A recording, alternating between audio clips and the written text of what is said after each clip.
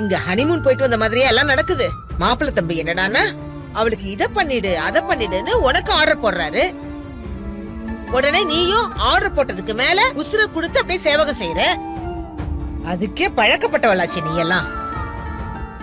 அவளுக்கு அப்படியே சோறு ஊட்டி விடுறது தலை பண்ணி விடுறதுன்னு இருக்க. நீ பொண்டாட்டி வேலை பாக்குறியா இல்ல ஜஸ்ட் வேலை மட்டும் தான் பாக்குறியா? பைத்தியக்காரி. அவ அப்படியே தூக்கி போட்டு உடைக்கிறது அடிக்கிறது கடிக்கிறதுன்னு இப்ப அப்படியே இறங்கியிருக்கா. இதெல்லாம் எங்க போய் முடியுமோன்னு தெரியல.